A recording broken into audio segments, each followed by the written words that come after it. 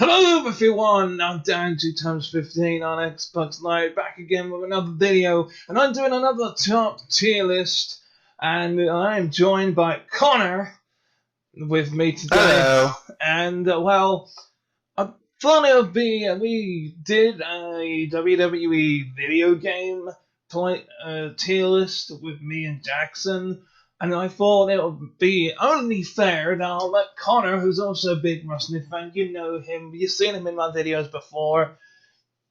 This time, I'm gonna do WWE authority figures. This includes, like, general managers, commissioners, and all the authority figures that we've had over the years for both Raw, SmackDown, ECW, to the WWE's version of it, and we'll go through the list from the first one to the last one. There's gonna be some interesting ones, to say the least. Uh, I think, and then we can start off. And I've got I've got goat, good, mid, decent, trash. Are you okay with those options? Yep. Shall we get started with the very first one, and that being AJ Lee? Okay, I'm gonna be honest. Does anyone ever remember AJ Lee being general manager? I can concur. I do, but her reign was very short. No pun intended to her, but because she had it was Kane, Daniel Bryan, and CM Punk feud, and putting them. She didn't really make that many good matches. It was mainly based around Kane, CM Punk, Daniel Bryan, and I think during her era, I think Daniel Bryan and Kane became tag team champions. But apart from that, skipping to the ring and possibly even screaming, I can't really say that much about her apart from the fact that she did a decent enough job.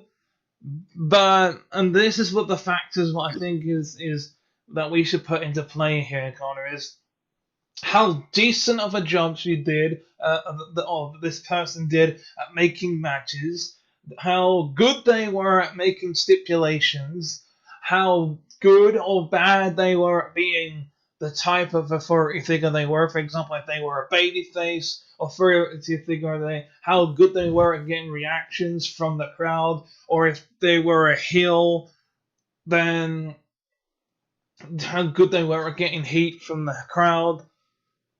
Now, AJ Lee, though, when it came to, I would say, her crowd reactions, they were pretty mid. And as you said, no one really remembers AJ Lee as general manager. But I wouldn't say she was trash at her job and everything. I don't think she was. No. So what would you say she was pretty decent? Yeah, because here's the thing. While I don't remember her being general manager, there's a couple moments from her career as one that can stick out to me, but nothing too memorable. So are we both in an agreement to put her in a decent? Yep. Okay. Oh my God. There we go. Here we go, Connor. The anonymous Raw General Manager. Can I have your attention, please? I have just received an email from the Raw General Manager, and I quote, he wants to be put in the goated tier. Can I say something about the anonymous Raw General Manager? Go on. I feel like it would have worked if they did this instead. Have the messages display on the big screen instead of Michael Cole reading them out. Absolutely, I agree, because there were some really good matches that came from it, and the crowd reaction whenever Michael Cole said that sentence, I said, "Oh my god, they hated it," and that ding ding ding. Oh, it was genius. Now I will like. Here's my take on it. One of the best of years. I don't know if it went for a year, but we don't. I think it was roughly a year. I think, wasn't it? Yeah, roughly.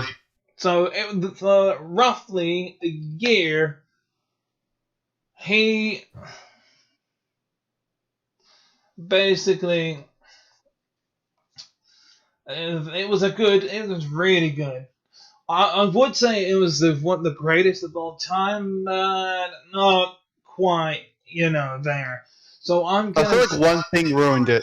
yeah, one thing, the reveal with the fact, spoiler alert to anyone that hasn't seen the reveal. If you're not seen the reveal, it was Hornswoggle, okay? The general manager was Hornswoggle.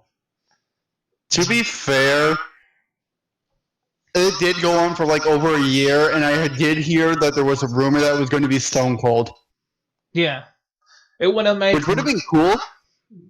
Yeah, it would have made a lot more sense, but yeah, at the same time, to be friends with Michael Cole, it just didn't make any sense. So yeah, considering that he stunned him before his match with Jerry the King Lawler. Yeah, like okay, so we're gonna. I would like to say we're gonna have to put the anonymous Raw general manager, as much as I hate to admit it, and people might disagree, into the good tier. Yeah, okay, I will admit there are some things that could have been done better, but it's not as bad as everyone says.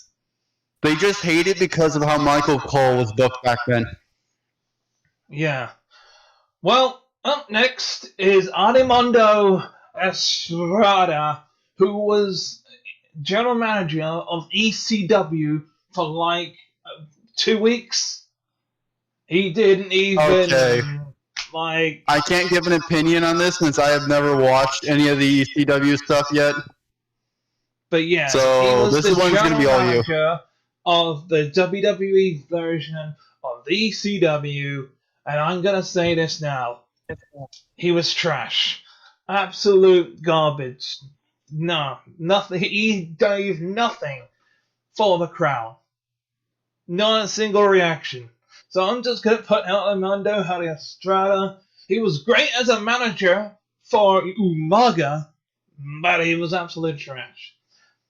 Now, moving on to Baron Corbin.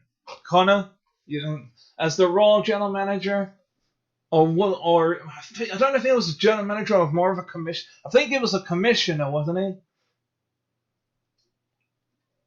He was GM, commissioner, whatever. Doesn't matter. I want your take on Baron Corbin as that. During that 2019, everyone said the ratings went down because of Baron Corbin being the GM. Well, but what's your thought? What's your thoughts on it? Sorry about that. My headset was glitching. What'd you say? I said Baron Corbin. What was your thoughts of Baron Corbin being the Raw general manager? Even if it was like 2019, 2020, it was like for a few months. He tried. That's all I'm going to say is that he tried. Yeah, he absolutely did try. And I'm going to say this right now. Worst decision to make him general manager. Yeah. So for me, he's a great wrestler, and hell, he would probably make a great manager. And there's a whole different video coming up, folks. It's a short video about Baron Corbin, who recently got quote unquote released, but that's a whole different video. And I'm gonna have to say, was he decent enough for that time, or would you say trash? Because I'm divided between trash and decent. I'm gonna go for what you go for, man.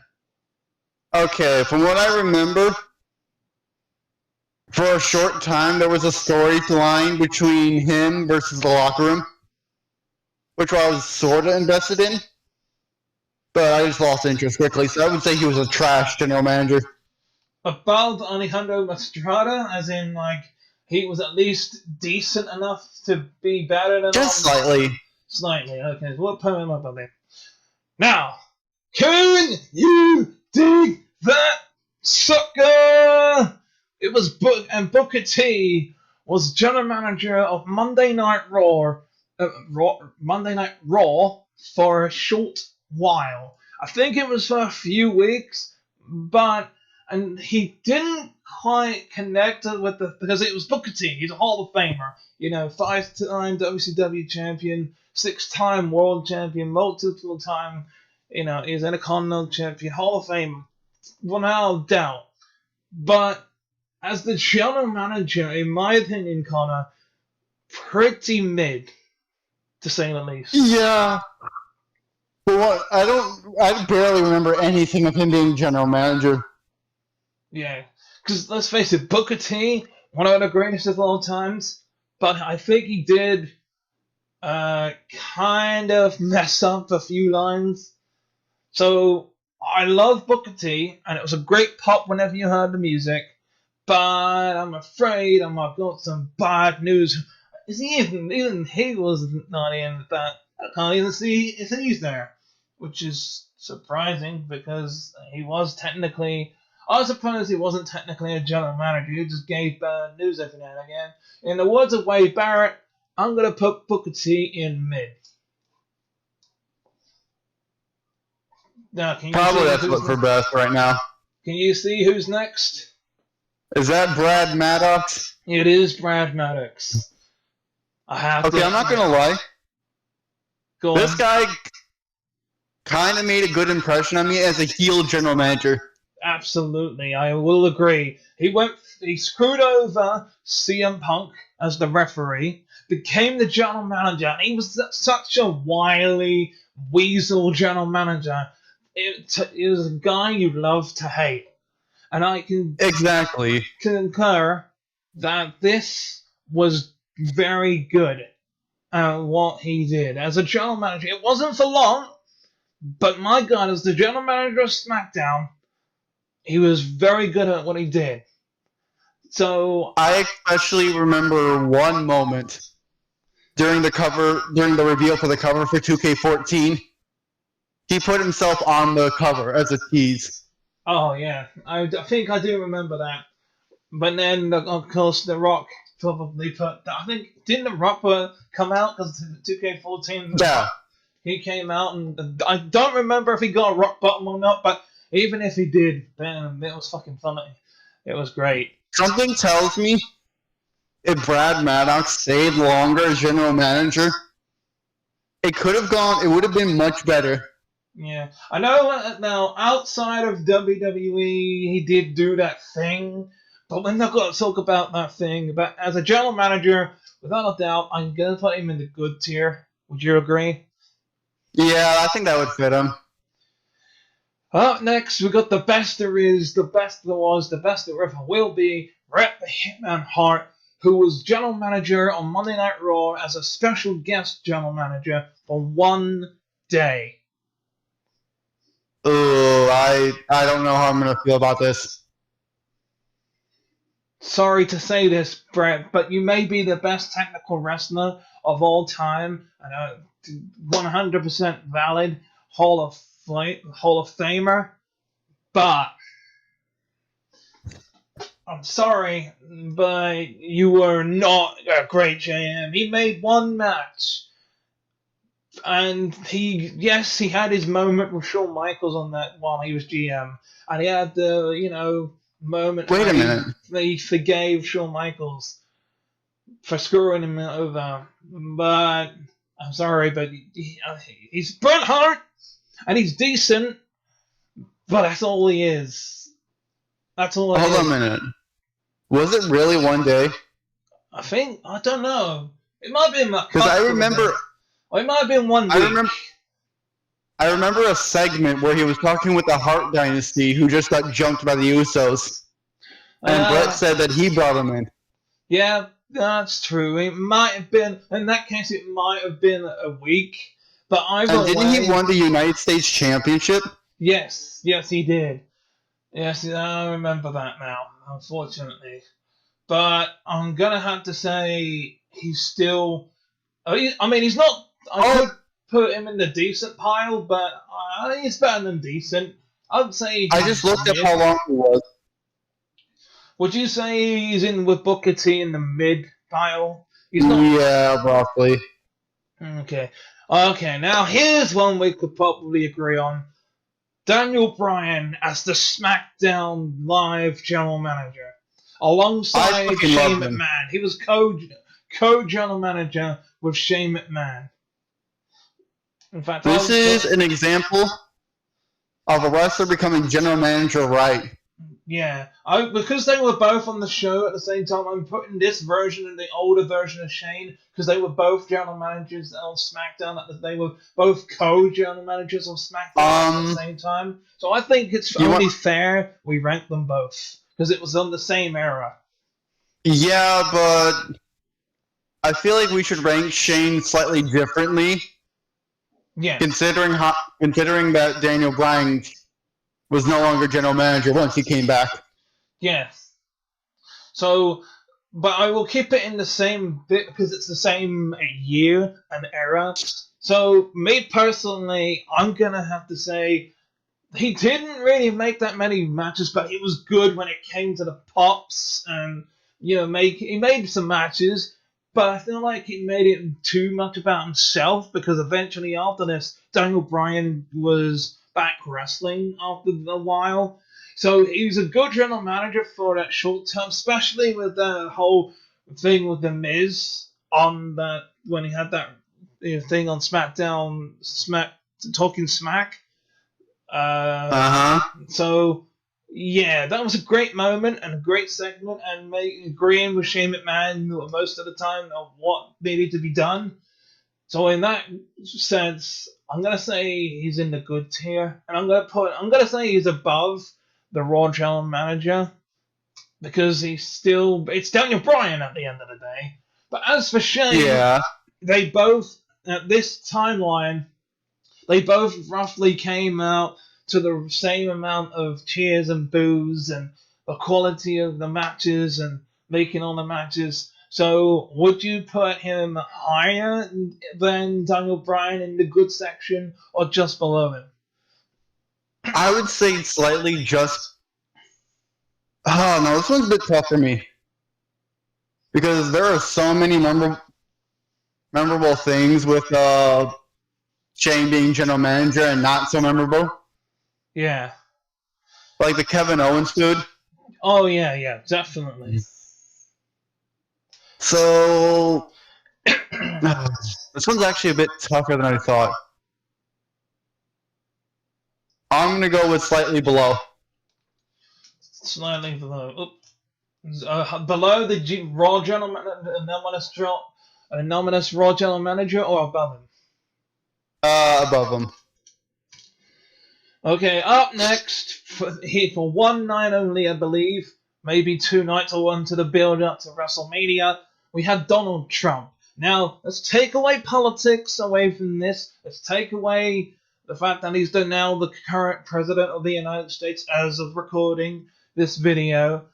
Um, the man is a maniac outside of this whole scenario. But he's a WWE Hall of Famer because of the whole thing that happened at WrestleMania, and the fact that he made this match happen, the Battle of the Billionaires happen, and having Bobby Lashley's by his side, picking at the time one of the greatest wrestlers in on Raw and SmackDown. Bobby Lashley is a big dude, so I will admit back when I was watching it, and it was the real Donald Trump compared to like some of the fake presidents that we've had in the past in the WWE scenario. Uh, his run as the general manager was good, but I'm not gonna say it was. I would say it was meh. It was okay only because of the WrestleMania match. What do Yeah, you other think? than that, I don't think people care for it. But like I said, taking politics away, what do you think of the hold Donald Trump in that WWE for that amount of time that he was. I'm gonna go with trash because I barely remember anything except the WrestleMania match. Yeah, for me though, because I remember the build up and him face to face with Vince and making the bet. I'm sorry, but I'm gonna have to put him in mid because it was good, but it's not as good. Like it was decent. So do you know what? Because it was decent, I'm not gonna put him in trash. He was decent, and that's all I can say. Here we go. Former 24/7 uh, champion Drake Maverick. Wasn't he general manager of 205 Live? Yes, he was. And you know what? I'm not gonna lie, he did a really good job. Like, he made some banging matches on 205 Live. I know 205 Live didn't last that long, but for the amount of time he was general manager on 205 Live, he did a fantastic job. And I know he got fired and then rehired, and now he's a person backstage. He's still pretty good at making matches. And when he was on 205 Live, because he actually did he made the cruiserweights feel important for as much as he could. Would you agree? Yeah, I would agree slightly. I didn't watch too much of 205 Live. No, I didn't either. But for what I could see on the clips, he did a bang enough job. A bit. It was more like, imagine like if he came back as a general manager now, he would make a great general manager on NXT because I think he did. I think he was a general manager on NXT for a while, as well as 205. So yeah, you know what? I'm gonna say he was pretty good. Not as good as Brad Maddox as being the heel, but he was. I'm gonna put him in the good tier. Okay, we don't need to say anything apart from this man. Iconic. Iconic, absolutely. Like, as he would actually say, controversy makes cash. And you know what? When he was the owner, basically, of WCW, he was in Monday Night Wars, and for a good 2 to 3 months, he made WCW's ratings go sky high. Like, he brought in people like Kevin Nash, Scott Hall. He brought Goldberg. You know, he gave us the WC. He brought Sting, and he made him great again. He made WCW so good during the Monday Night Wars when Eric Bischoff was in control of WCW. My God, it was a masterpiece. And even in like 2002, when you heard him when that music, when he came out, shook Vince McMahon's hand, hell froze over. And you know what? As a dastardly, general manager all the way to like 2004, 2005, he made the best matches, the best stipulations, and he gave us things like the Elimination Chamber, 3 minute warning, all these great. He's just one of the greatest of all time. Nothing else can be said for me. What about you? I have so many memories of Eric Bischoff running Monday Night Raw. Yeah, especially when he had Stone Cold Steve Austin as the sheriff as well. Like, to be honest, God, what really drew me to Eric Bischoff was one segment. He's been kissing Evolution's ass, but when Evolution doesn't help him, he turns his back. Exactly. They could have just easily ignored that. That is why He's one of the greatest of all time. He's a goat. Like, he's the greatest of all time. It's Now, going to be very hard to find someone that can top Bischoff. no, I 100% agree. Now, the following next two, you were still in your daddy's balls when these two were. I wasn't even fucking existed yet. No. So this is the late great Gorilla Monsoon. You've probably heard of Gorilla Monsoon, a former Couple of times. WWF wrestler who wrestled in the I think a Jim Crockett Promotions. I'm guessing somewhere in those. Correct me if I'm wrong. People in the comments correct me, because he was a great tough. He was built like a bear. That's why his nickname was the Gorilla. Because he was built like a fucking gorilla, man. He was like over 200 pounds. He could go in the ring, but then when he retired from wrestling, he became the I think it was the president of the WWF. Yeah, Possibly, yeah. I think it's the not the commissioner. It was the president of the WWF. And you know what? He was not only the president of the WWF, but he was on commentary too. Him and Bobby the Brain Heenan, those segments were like legendary. Like, he didn't make the matches per se, but him and Bobby Heenan in total was just hilarious. So, as a man, as a you know, like as a just in general, like he would make those decisions when it came down to it. And you know what? You can't be a Hall of Famer. Sorry, but he beats everybody on this list. Not necessarily as good as Eric Bischoff was, but he's one of the greatest of all time. Wrestler, president of WWF, 100%. I'm gonna say greatest of all time. In just because of the connection that him and Bobby the Brain Heenan had. And I'm gonna have to tell you who the next guy is. This is Jack Tunney. I've actually heard about him a bit.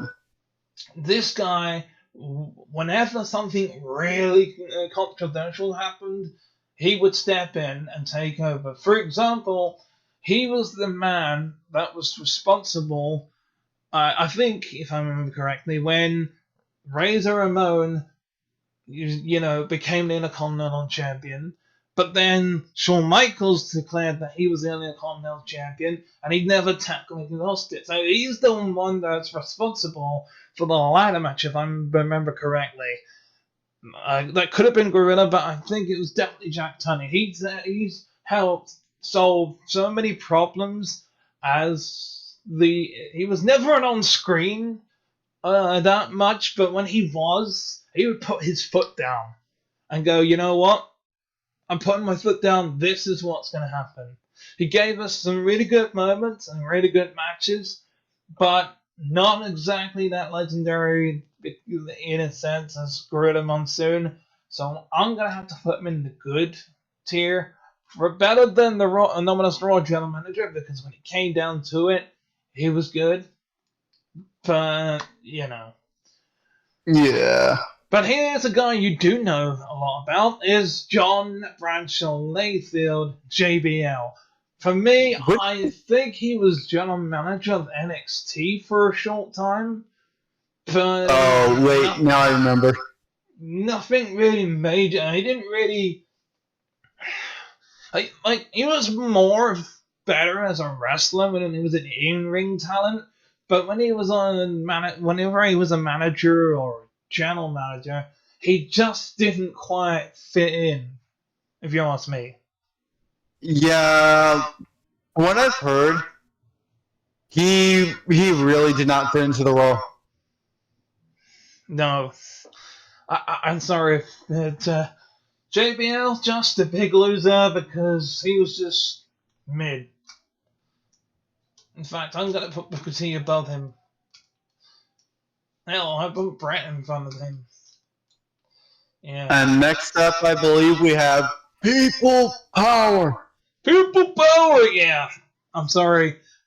He was just because the voice alone, John Laurinaitis, with the fact that he took over Raw and SmackDown, and he did this whole because remember he beat Team Johnny beat Team Teddy at Survivor Series. He then became like he had this long name that was like the general manager of Monday Night Raw and SmackDown Live or something like that. I can't remember exactly, but I people thought it power. was just I thought he was just the head of talent relations. Yeah, head of talent relations as well. But when he was when he was an on-screen character and he fucking had that match against John Cena, oh man, that was great. Honestly, I'm sorry, but he was good. He was good at getting the heat where he had that annoying little fucking voice. I mean, bit of information for the people watching. He's actually the brother of Road Warrior Animal, believe it or not. But yeah, John Laurinaitis, man, you can agree, Connor, that he was good at being the heel, and the fact that he would get the piss taken out of them quite a bit, and he would, I would admit, he did kind of flub his lines a couple of bits, and that's what made it good. Yeah. So I'm gonna have to put him in good. Would say probably better than Shane because he got so much heat. Yeah. Yeah, 100%. But here we go. Here's one of the classics. A kiss ass. No good son of a bitch. It's Jonathan Coachman. You don't disrespect the coach. Yeah, he was good. I'm sorry. I think he was. It's a little. It wasn't quite a GM. He was for a bit, but Jonathan Coachman, as an authority figure, was a good at kissing ass. 100%. You know? Yeah, and considering his quote unquote feud with DX, he was pretty good at it. Yeah, he was. Oh, yeah. It was generally, you know, it generally was very good at getting the heat, being the heel, making the matches. Like, I think, if I remember correctly, he would make a lot of handicap matches. Like, if you think, I remember the tag team tour mile match he put DX through. yeah, and if you think of what he did to poor Eugene, like when Eugene was there, oh man, yeah, I gotta admit, without a doubt, I hate to say it, but I'm going to say, because of the way that he was, it was one of the greatest of all time. Like, honestly, I would actually put him here. Probably. Actually, I would agree with you. I would hate to say it, but he was better than Gorilla Monsoon at this point, but second fiddle to Eric Bischoff. Now, we've got two runs here of, oh, it's true, it's damn true. It's Kurt Angle. Now, Kurt Angle. Okay. Go ahead. I've seen Kurt Angle's 2004 run as general manager due to Peacock, and my God, it was good. It was. I grew up watching that era for that entire year that his leg was injured, or quote unquote injured, and he was so good, especially his feud with Eddie Guerrero. The stuff that he put Eddie through was unbelievable, and admittedly, a little bit later he became general manager of Monday Night Raw for a year, and then he retired because of Baron Corbin. But if we're going to rank both his runs, my God, when it came to his 2005 run, probably one of the greatest runs, even compared to his wrestling career, greatest of all time. But his Raw general manager in like 2018, 2019. I'm sorry, but that was it was mid. It wasn't quite as good as eh, you know. Like, would you agree there? Yeah, I will admit that his 2018 run wasn't as good. Some things could have been done better. Absolutely. As we now move on to Mr. I Have a Nice Day himself, Mick Foley. Now, Mick Foley, I will admit, when he was WWF commissioner in like the early 2000s, he had a little bit of help from Deborah making the matches, and he would always consult Deborah. But he made some really good matches. Like when people would go backstage to talk to him, he would, suss it out, and he was the one that had sussed out who ran over Stone Cold Steve Austin. He was the one that figured out that it was Rikishi. He got on the case. Yeah, though I'm wondering how he figured that out so quickly. Yeah, exactly. I mean, he was good. Foley, as the commissioner, was very good. But when, again, that 2016 run on Monday Night Raw, he fucked up so much. Like, Stephanie had to carry him, basically, when she was on Raw with him. And yeah, he was definitely carried by Stephanie. So, yeah, his commissioner run was very good. Probably better than Daniel Bryan, I would like to say. His 2016 run, it was decent. Probably better than AJ Lee, but decent. Yeah. Okay, I think, this is Mike Adamle. When he was the ECW general manager and the Raw general manager. I have never seen any of the ECW stuff yet, so this one's all you. Well, did you see Mike Adamle as the general manager of Monday Night Raw? No. Yeah, he was alright. It was okay. To be honest, in my opinion, he was pretty boring because he did fuck up Jeff Hardy's name and he called him Jeff Hardy that one time.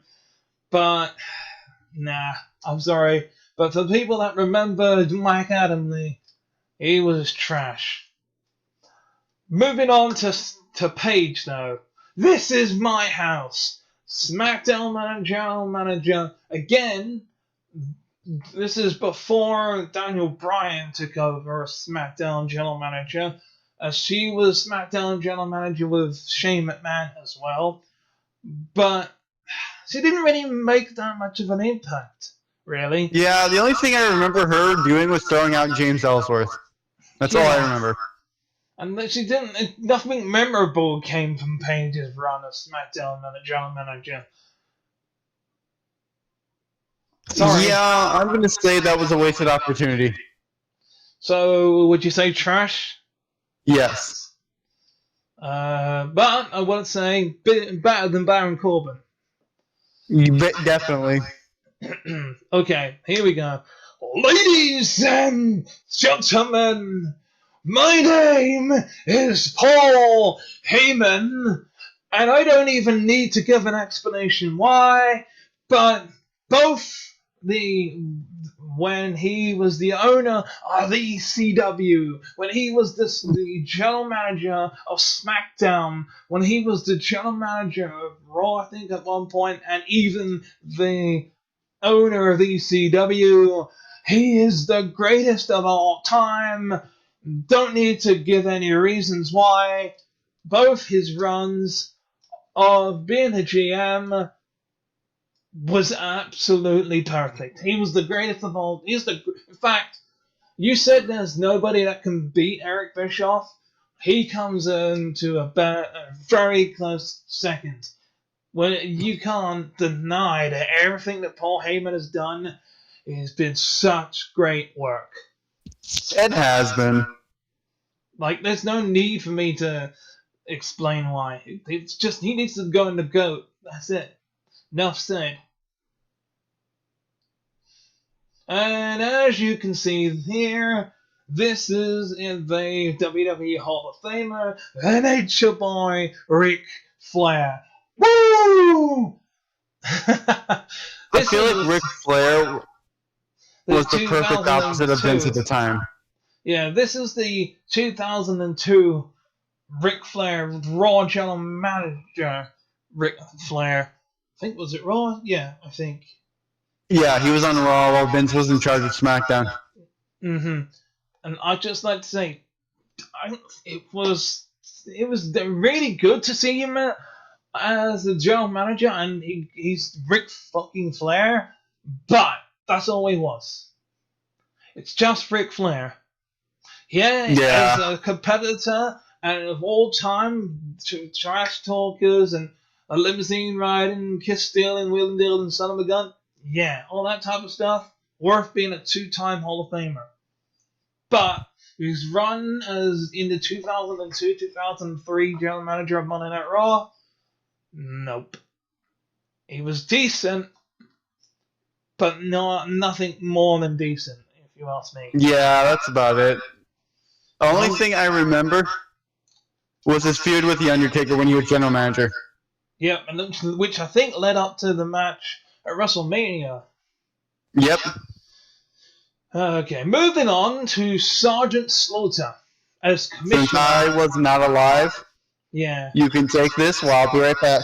Yeah, he was the commissioner of Monday Night Raw, and I will admit, it was basically there to feud with the Generation X. Okay? And he didn't really make that many matches, but that's all he was there for. He was Vince's lackey, I suppose, in somewhat way, but when Mick Foley took over being the commissioner, it was 10 times better.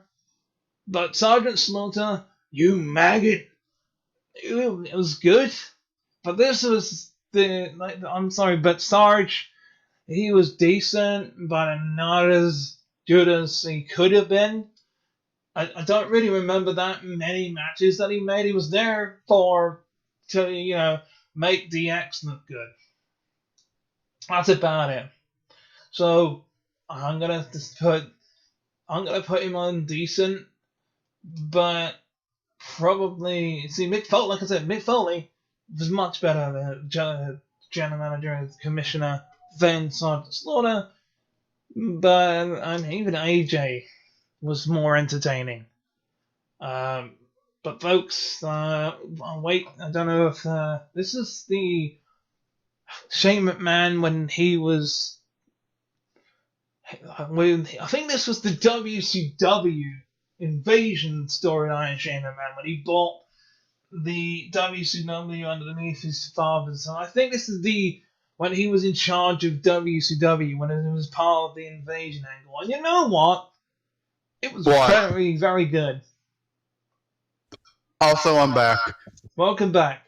So yeah, this is I'm up to Shane McMahon now. This is the invasion angle when Shane McMahon bought WCW. I know he became SmackDown general manager in the future, but this is the Shane McMahon that became the owner of WCW, because he never actually technically he wasn't never a general manager of Raw or SmackDown. Well, because back in the day, when Raw was in the war, when Raw is War, and SmackDown was there, they didn't have general managers. They just had little fairy figures like Triple H and DX, and it was like Vince McMahon was the one that was in charge. Yeah, pretty much. So Shane only came into it. He started off as a referee, but when he was starting to be that authority figure, that time it was when he was bought WCW. And you know what? Because of the storyline with the invasion, and it lasted quite as long as it did, He was pretty good. He was really good at being that heel because we were cheering for WWF back in the day. Um, so yeah, anyone that was a big fan of WWF and that was watching WWF at the time, they wanted WCW to get their asses kicked. So he was really good. I wouldn't even dare put him in front of Mick Foley because he was good at what he was doing. Now, Shawn Michaels, one of the greatest of all times, one of the greatest wrestlers of all time. But when he was the Raw commissioner for that short amount of time, I'm sorry, but he was shit. I don't know if you remember. I don't recall that he was shit. I remember a few moments that he created. Yeah. Well, I mean, he was decent enough, but in my opinion, just there was nothing there. Like, again, he was just there to mess with DX. And that was probably about it. I think he made himself special guest referee at one point in a match as the commissioner. Yeah. So, I mean, I would admit, I think Mr. he was McMahon. I think he was decent, but what do you think? To me, Shawn Michaels was pretty damn good. Yeah. He made some pretty decent matches. Okay, so shall I cut the difference and put him in mid? Yeah, mid's good. Okay. Stephanie McMahon. Now, again, the younger version we're talking about when she teamed up with her brother, and because again, they never had general managers until a little bit later when she was general manager of SmackDown when she was young, and those were actually very entertaining.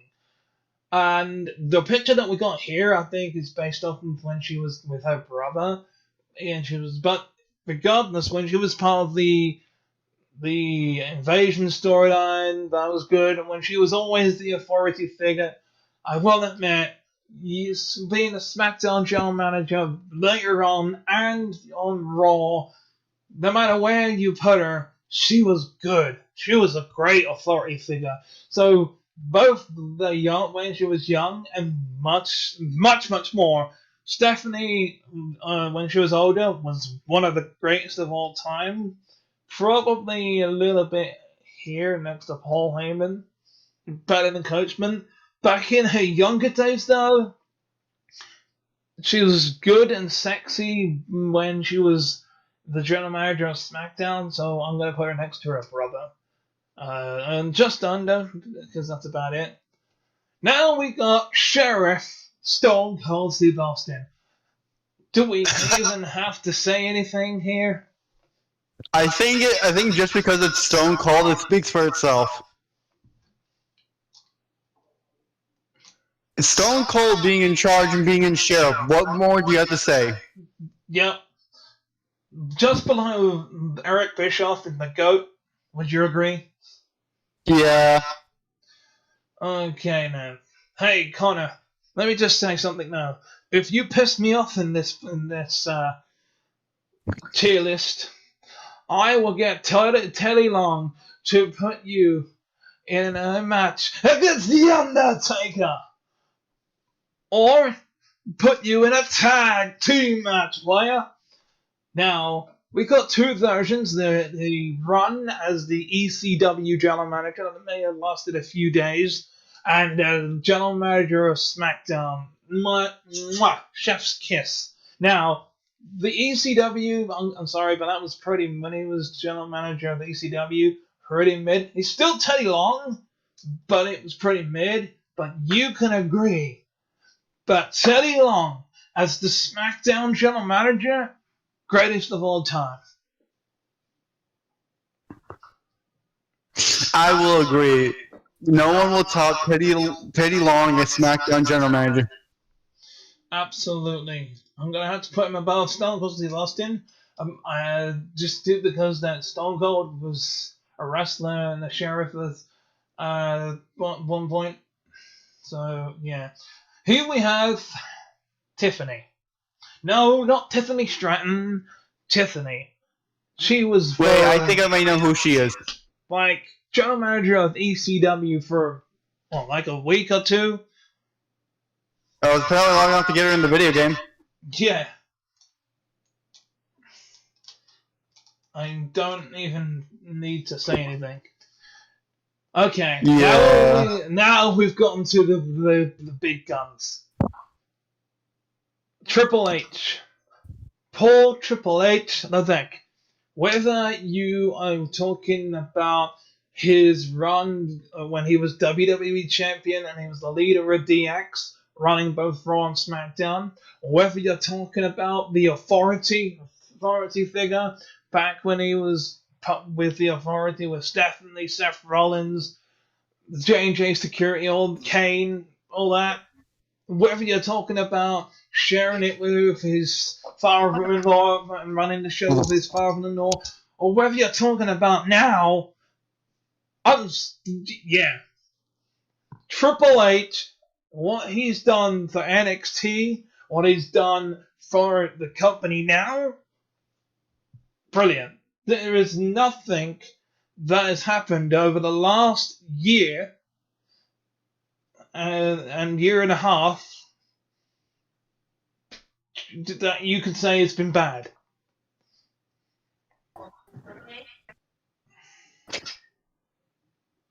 Okay, shall I start again? Shall I start again for Triple H?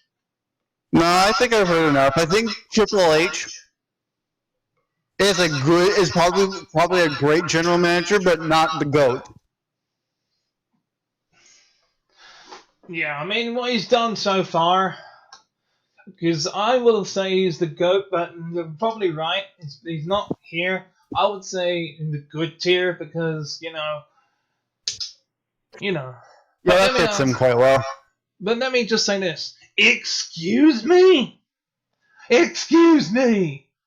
Vicky Guerrero as the Raw and SmackDown general manager, whether it be... Now, this is an interesting case. Yeah, exactly. Because Vicky Guerrero made herself memorable, but was every decision she made was a great decision. Yeah, especially when she would, well, quote unquote, sleep around with people like Edge and Dolph Ziggler, making them and the Big Show, and the Big Show, and making them the World Heavyweight Champion. Yeah, so I will admit she was a great heel. She was a great general manager, but she's not the best. No. And I will admit, I love the heel heat that she got. Being the Guerrero puts her in the good tier. The fact that she got all this heat, I would say probably better than Mick, but not as good as Shane and Stephanie. Yeah. Okay. Here we go. Shall we get it out of the way? We're gonna ignore any allegations or anything. Yeah. We are going to be as professional here. This is me under my opinion. Whether the fact that he gave us WWE. If it wasn't for Vince, WWE would not exist. Wrestling would not exist. He made some interesting decisions, but there are a lot of champions that he gave us that you can look back and go, wow, actually Vince gave us those. And even there are some ideas that even Vince McMahon himself said, what the fuck are you talking about? No, we're not doing that. Yeah, here's the thing about Vince. He has good ideas. He doesn't mind humiliating himself. And quite frankly, I think that makes him a GOAT because he's willing to do anything. Yeah, I absolutely agree. Like I said, Vincent Kennedy McMahon, the person, shitface, fucking cunt face. Vince the McMahon, character, however, fantastic. And since this is a tier list about authority figures and on-screen authority figures, the best, top of the Yeah, top of the knot. if this is a list about something else, that would be different.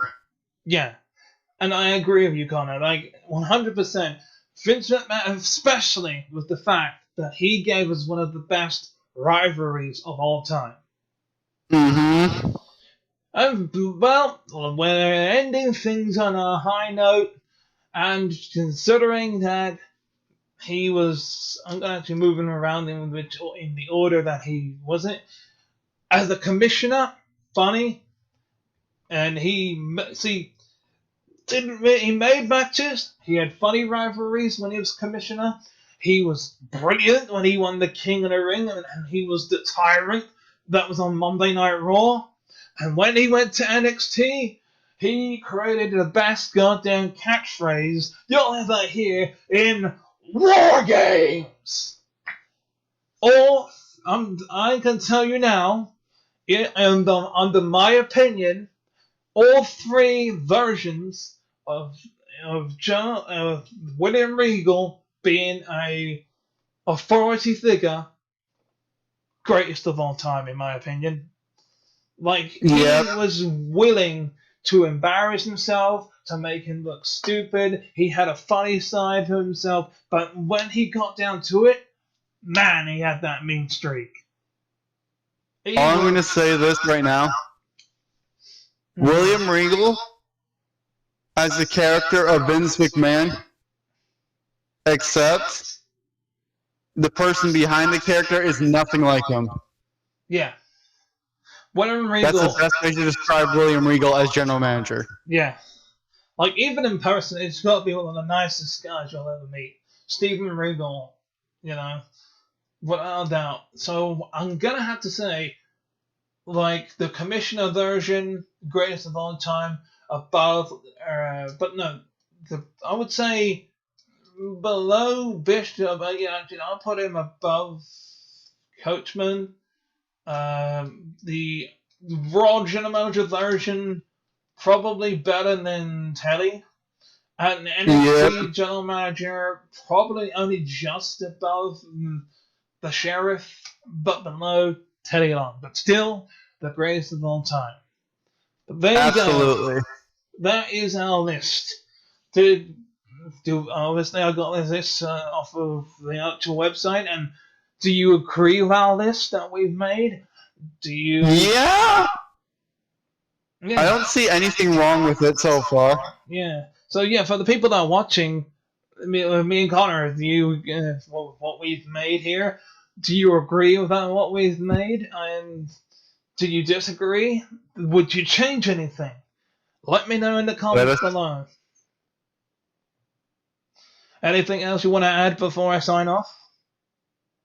Nah, I think we can end off right here. Alright. Don't forget to like, share, and subscribe. And until next time, it's a goodbye from me. And a goodbye from me. Thank you very much for watching this video. If you enjoyed this video, then feel free to subscribe. If you want to watch the previous video, then click on the video on the left. But if you want to watch the playlist, then click on the playlist that's on the right.